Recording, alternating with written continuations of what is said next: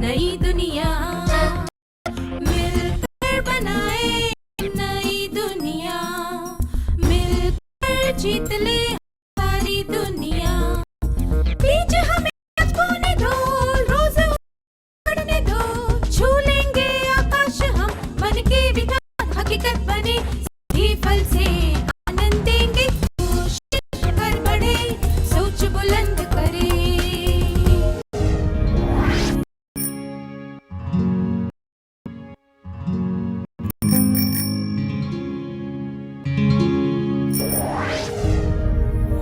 नमस्ते छात्रों, आप सबसे मिलकर खुशी हुई। पिछले सत्र में हमने सीखा था बाधाएं वे चीज होती हैं जो हमें वो करने से रोकती हैं जो हम करना चाहते हैं। आंतरिक बाधाएं वे होती हैं जो हमारे विचारों या आदतों से आती हैं और हमारे नियंत्रण में होती हैं। आलस, खुद को हीन समझना, उत्साह की कमी, गुण अथवा योग्यता की कमी, अज्ञानता, खराब सेहत कुछ आंतरिक बाधाएं हैं। आलस और खुद को हीन समझना जैसी आंतरिक बाधाओं को हम दृढ़ निश्चय और समय के सदुपयोग से पार कर सकते हैं। क्या अब हम आंतरिक बाधाओं के बारे में चर्चा करें? उत्साह की कमी, गुण अथवा योग्यता, अज्ञानता, खराब सेहत। अगली बाधा है उत्साह की कमी। कनिका अपनी ही दुनिया में रहती है और किसी रुचि नहीं लेती। दोस्त अक्सर उसका मजाक उड़ाते हैं। आपको क्या लगता है, कनिका के व्यवहार की क्या वजह है? जोश की कमी, बहुत से काम होने की वजह से चिंतित रहना, उसकी विनयशीलता।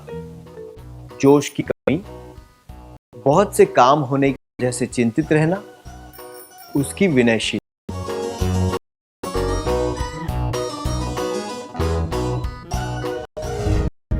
ऐसे कई लोग हैं जो बहुत से काम एक साथ करते हैं, फिर भी उन्हें दुनिया में बहुत रुचि होती है।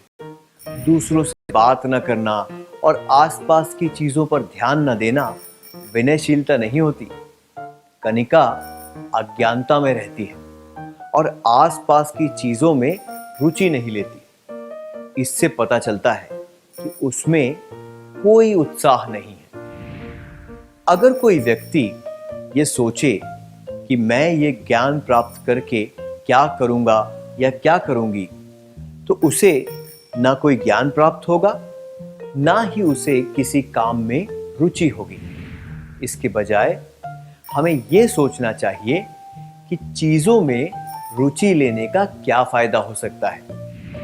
अपनी दुनिया के बारे में और जानने से हम उत्साह की कमी वाली बाधा को पार कर सकते हैं। हमें कम से कम उन क्षेत्रों में रुचि लेनी चाहिए जो सीधे हमसे संबंधित हैं, ताकि हम उत्साह की कमी वाली बाधा को दूर कर सकें। कविता को गणित में रुचि नहीं है। उसे गणित अपनी सफलता की राह में एक बड़ी बाधा की तरह लगता है। उसकी सहेली महिमा उसे गणित के महत्व के बारे में बताती है और उसमें उत्साह जगाने की कोशिश करती है। क्या आप दोनों इस दृश्य का अभिनय करके दिखा सकते हैं?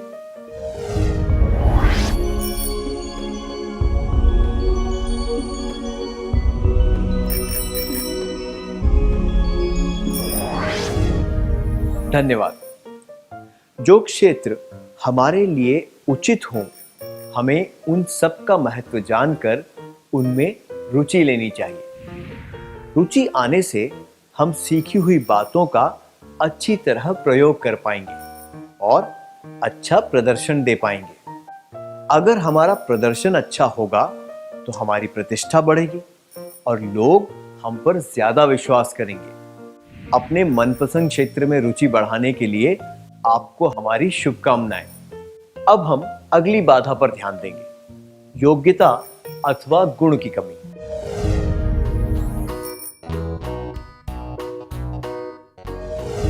काशी कहानी और कविताएं अच्छी तरह लिख सकता है, पर ज्यादा लोगों के सामने बोलना उसे अटपटा लगता है और वो अच्छी तरह भाषण नहीं दे पाता। उसे लगता है कि उसमें जनता के सामने बोलने की योग्यता नहीं है। उसे क्या करना चाहिए? अगर तुम योग्यता के आधार पर उत्कृष्ट नहीं हो सकते तो प्रयास के आधार पर सफलता प्राप्त करो। Dave Van Baum. अगर वो कठिन परिश्रम करे और पूरा अभ्यास करे तो वो इस बाधा को भी पार कर सकता है और जनता के सामने बोलने की योग्यता को विकसित कर सकता है। वास्तव में किसी और व्यक्ति की जगह उसके लिए ये ज्यादा आसान होगा क्योंकि वो बहुत अच्छा लेखक है। हमें योग्यता की कमी से आने वाली बाधा को प्रयास और अभ्यास से दूर करना चाहिए। अब एक क्रियाकलाप। जनता के सामने भाषण देने की योग्यता को सुधारने में काशी सफल हुआ। उसने अपने एक मित्र को बताया कि उसने सफलता कैसे प्राप्त की। क्या आप दोनों इस दृश्य का अभिनय करके दिखा सकते हैं?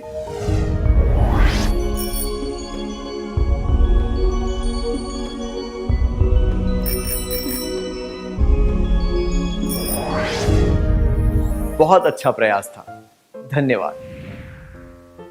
रविंद्रनाथ टैगोर जी की एक अद्वितीय उपलब्धि है कि उन्होंने 2 देशों के राष्ट्रगीत लिखे हैं, पहला भारत और दूसरा बांग्लादेश।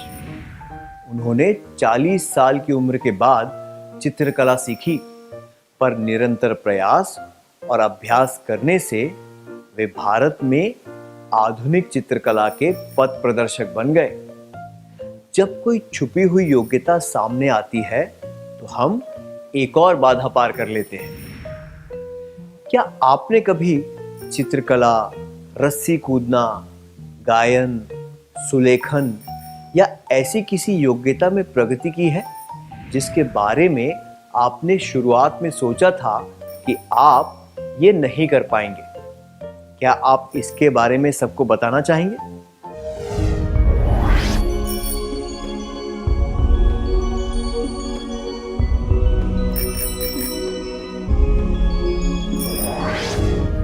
अपना अनुभव बताने के लिए धन्यवाद।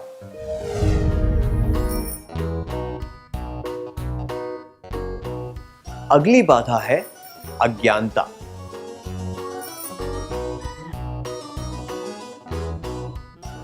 सुमित्रा 12वीं कक्षा में पढ़ती है और उसे कंप्यूटर पर काम करना नहीं आता। उसे डर है कि वो पीछे रह जाएगी और उसके दोस्त उसका मजाक उड़ाएंगे। आपको क्या लगता है सुमित्रा को क्या करना चाहिए? 1. दोस्त उसका मजाक ना उड़ाएं, इसलिए उसे ऐसे दोस्तों से नहीं मिलना चाहिए जिन्हें कंप्यूटर चलाना आता है। 2. खुद पर तरस खाना छोड़ देना चाहिए। 3. कंप्यूटर चलाना सीखना चाहिए। खुद पर तरस ना खाना या दोस्त से दूर रहना किसी समस्या का हल नहीं है। इससे कंप्यूटर के बारे में उसकी अज्ञानता दूर नहीं होगी। अगर वो कंप्यूटर चलाना सीख लेगी तो उसे बहुत फायदा होगा। हम ध्यान से इस बारे में सोचें तो पहले उसे किसी भी बात के बारे में ज्ञान नहीं था। स्कूल जाकर उसने पढ़ना, लिखना इत्यादि सीखा। उसे यह सोचना चाहिए कि हर चीज की शुरुआत कभी न कभी करनी पड़ती है और उससे संबंधित पहली बाधा भी पार करनी पड़ती है। ज्ञान और अज्ञानता के बीच केवल एक लकीर की दूरी होती है। जिस तरह कबड्डी में एक खिलाड़ी को बीच वाली रेखा पार करके सुरक्षित स्थान तक पहुंचना होता है, उसी तरह जब हम एक बाधा पार करते हैं तब अज्ञानता से ज्ञान की ओर बढ़ जाते हैं।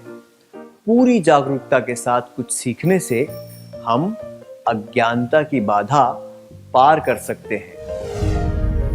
हमें अज्ञानता की बाधा को पार करने के लिए कुछ सीखना चाहिए। जब आपने पहली बार कुछ नया सीखा, जैसे कि कोई शब्द, कहानी या कोई रोचक जानकारी, तब आपको कैसा लगा? आपने अज्ञानता की बाधा कैसे पार की?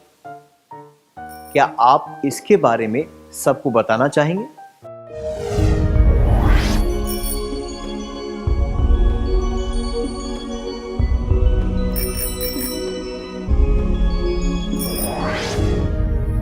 इस बारे में बताने के लिए धन्यवाद। आइए अगली बाधा के बारे में बात करते हैं, खराब सेहत।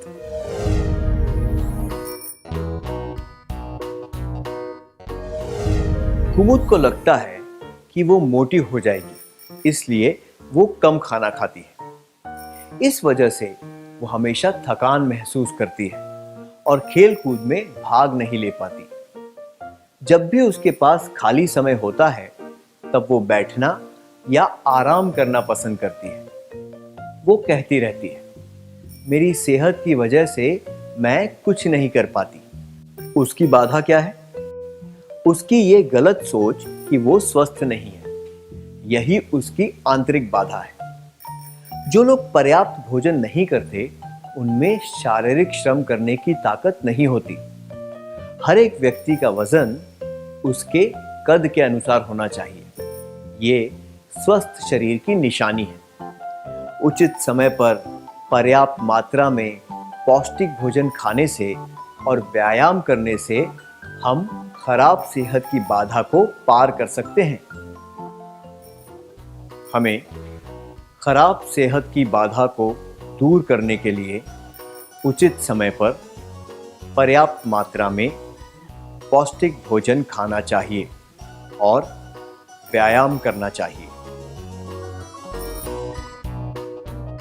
कभी-कभी वातावरण में बदलाव के कारण या फिर आनुवांशिकता के कारण हम बीमार पड़ सकते हैं। समय पर दवाइयां लेने से, आराम करने से और व्यायाम करने से हम इस बाधा को भी पार कर सकते हैं।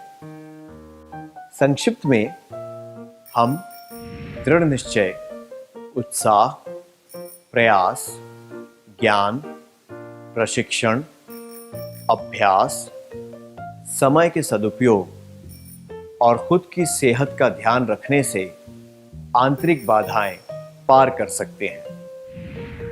मैं दोहराता हूं, हम दृढ़ निश्चय, उत्साह, प्रयास, ज्ञान, प्रशिक्षण, अभ्यास, समय के सदुपयोग और खुद की सेहत का ध्यान रखने से आंतरिक बाधाएं पार कर सकते हैं। अब एक क्रियाकलाप करेंगे। आपको स्क्रीन पर कुछ समस्याओं से जुड़े कथन बाईं ओर दिखेंगे और दाईं ओर उनके हल दिए होंगे, लेकिन तालिका में समस्याएं और उनके हल सही जोड़ों में नहीं दिए गए। जब मैं एक समस्या पढ़ूं तो आपको उसका उचित हल पढ़कर सुनाना है। तैयार हैं? समस्या: मैं अपनी योजना के अनुसार कभी काम नहीं कर पाती या कर पाता। हल: समस्या: मुझसे ये नहीं होगा।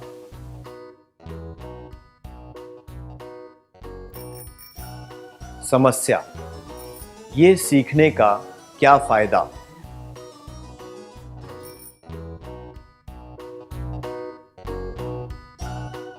समस्या: मैं ये करूंगी या करूंगा, पर मुझे नहीं पता कि ये ठीक होगा या नहीं।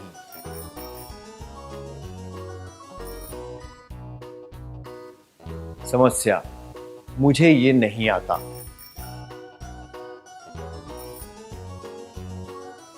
समस्या, मुझ में ये करने की ताकत नहीं है।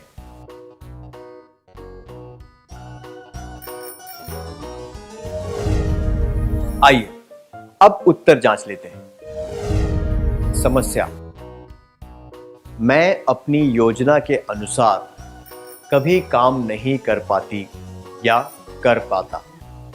हल, समय का सदुपयोग। समस्या, मुझसे ये नहीं होगा। हल, दृढ़ निश्चय। समस्या, ये सीखने का क्या फायदा? हल, रुचि पैदा करना।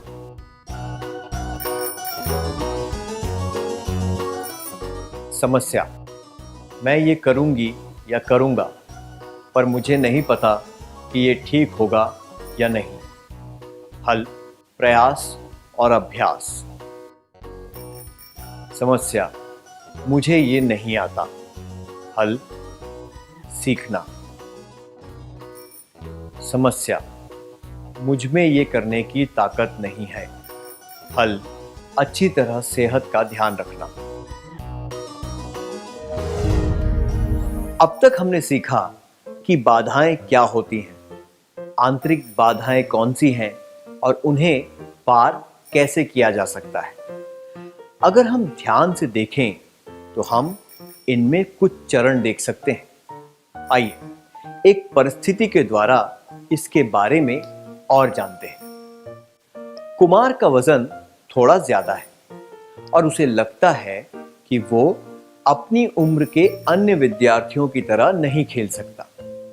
दूसरों को खेलता हुआ देख वो अकेला महसूस करता है। इस बाधा को दूर करने के लिए कुमार को क्या करना चाहिए? 1. दूसरों को खेलते हुए नहीं देखना चाहिए। 2. उसे यह समझना चाहिए कि उसके सोचने का तरीका ही उसकी समस्या का कारण है। 3. उसे आत्मदया से खुद को दिलासा देना चाहिए।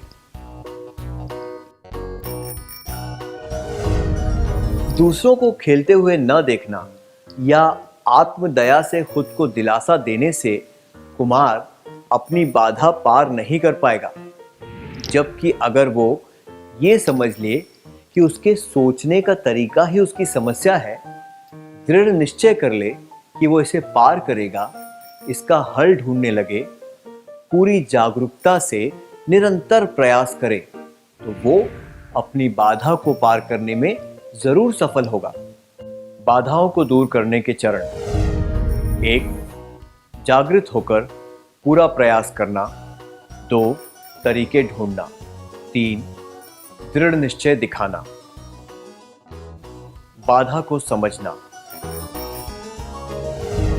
क्या अब हम एक शपथ लें? कृपया शपथ के लिए खड़े हो जाइए।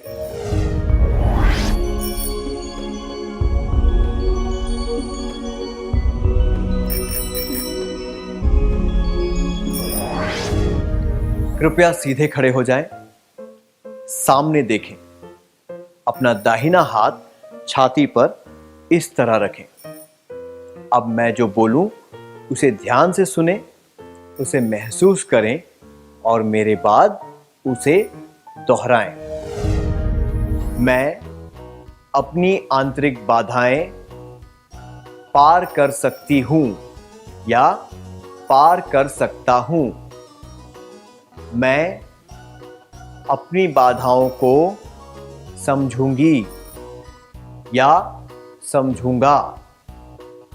मैं इन बाधाओं को पार करने में पूरी दृढ़ता से काम करूंगी या काम करूंगा। मैं तरीकों और संसाधनों को पहचानूंगी या पहचानूंगा। मैं वादा करती हूं, वादा करता हूं कि बाधाओं को पार करने के लिए मैं पूरी जागरूकता के साथ निरंतर प्रयास करूंगी, निरंतर प्रयास करूंगा और जीवन में प्रगति करूंगी, प्रगति करूंगा। हम आशा करते हैं कि ये बातें आपको हमेशा याद रहेंगी। जीवन में प्रगति करने के लिए आपको हमारी शुभकामनाएं। कृपया बैठ जाइए।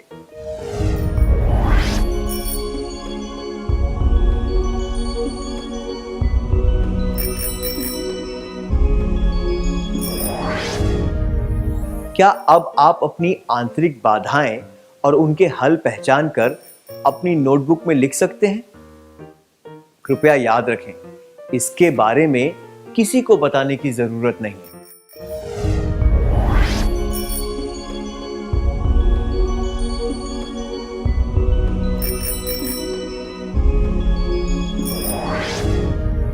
क्या आपने अपनी नोटबुक में लिख लिया? जीवन में बड़ी सफलता प्राप्त करने के लिए इन पर काम करना शुरू कर दें। हमने जो अब तक सीखा है, क्या उसका सार संक्षेप कर लें?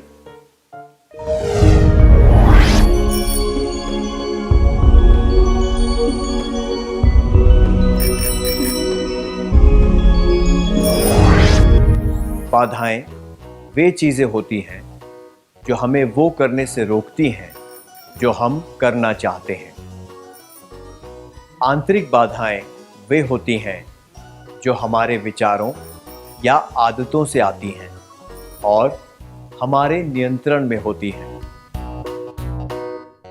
आलस, खुद को हीन समझना, उत्साह की कमी, गुण अथवा योग्यता की कमी, अज्ञानता, खराब सेहत कुछ आंतरिक बाधाएं हैं।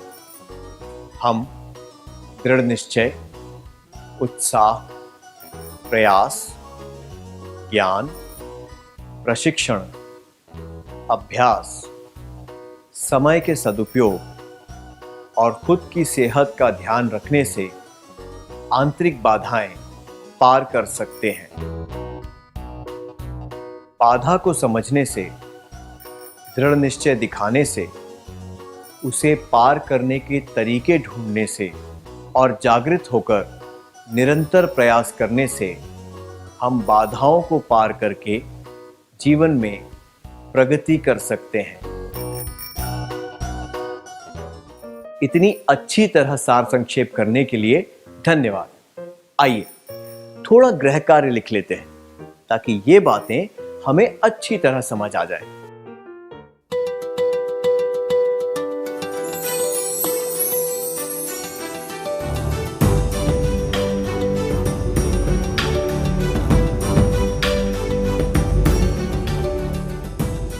प्रश्न 1। कोकिला को खेल कूद में ज्यादा रुचि नहीं है। जब उसके दोस्त खेल कूद के बारे में बात करते हैं तब वो बेमतलब की बातें करती है और वे उस पर हंसते हैं। बाद में वो इस बात से नाराज हो जाती है कि उसके दोस्त उसका मजाक उड़ा रहे हैं। आप उसे क्या सुझाव देंगे? जवाब 1। खेलकूद के बारे में तुम्हें कम से कम सामान्य जानकारी तो होनी ही चाहिए। तुम्हें कोई विशेषज्ञ होने की जरूरत नहीं है। जवाब 2। बिना जरूरत के तुम्हें बात नहीं करनी चाहिए। जवाब 3। ऐसे लोगों के साथ बात नहीं करनी चाहिए जो तुम्हारा मजाक उड़ाते हो। प्रश्न 2। कविता गीत लिखती है पर कभी गाती नहीं है। उसे लगता है कि उसमें गायन की योग्यता नहीं है।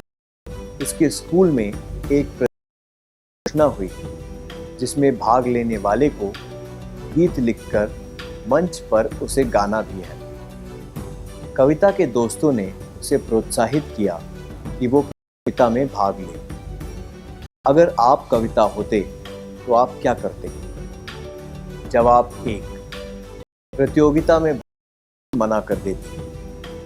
जवाब 2।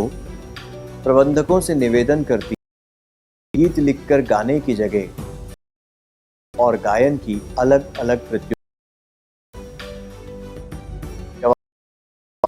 गायन की योग्यता के बारे में पता लगाने के लिए गायन की बुनियादी जानकारी हासिल करके प्रतियोगिता में भाग लेती।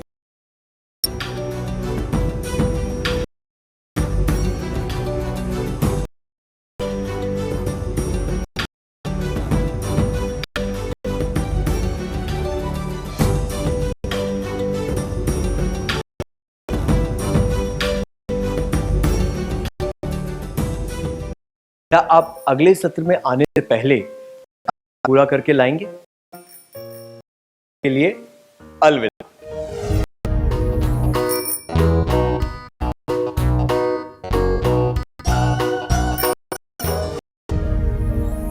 छात्रों, क्या जवाबों के बारे में चर्चा करें?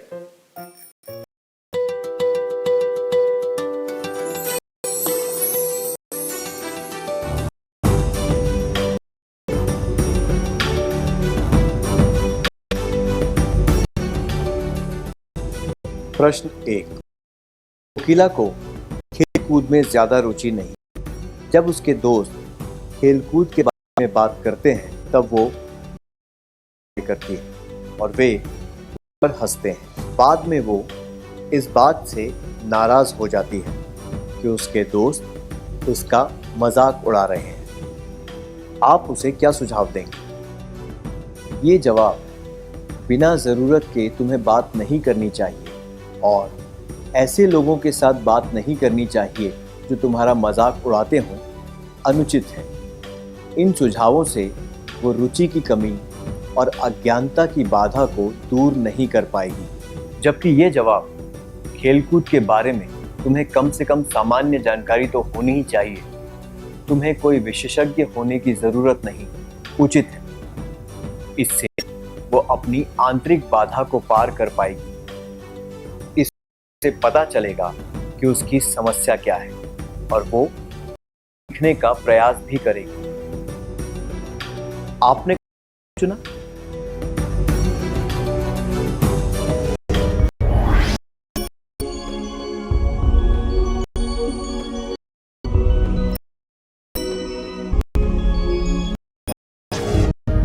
प्रश्न 2। कविता गीत लिखती है, कभी गाती नहीं। उसे लगता है कि उसमें गायन की योग्यता नहीं है। उसके स्कूल में एक प्रतियोगिता की घोषणा हुई जिसमें वाले को गीत लिखकर मंच पर उसे गाना भी है। कविता के दोस्तों ने उसे प्रोत्साहित किया कि वो प्रतियोगिता में भाग ले। अगर आप कविता होते तो आप क्या करते? ये जवाब प्रतियोगिता में भाग लेने से मना कर देती उचित नहीं है। इससे बाधाएं पार नहीं हो सकती। दूसरा जवाब, प्रबंधकों से निवेदन कि गीत लिखकर गाने की जगह लेखन और गायन की अलग अलग प्रतियोगिताएं रखी जाएं, उचित नहीं है। ये किसी बाहरी बाधा को पार करने का प्रयास हो सकता है, पर इससे कविता की आंतरिक बाधा पार नहीं होगी। तीसरा जवाब, गायन की योग्यता के बारे में पता लगाने के लिए गायन की बुनियादी जानकारी हासिल करके प्रतियोगिता में भाग लेती उचित है। ये दर्शाता है कि योग्यता की कमी वाली आंतरिक बाधा को पार करने का प्रयास किस तरह किया जा सकता है। आपने कौन सा उत्तर चुना?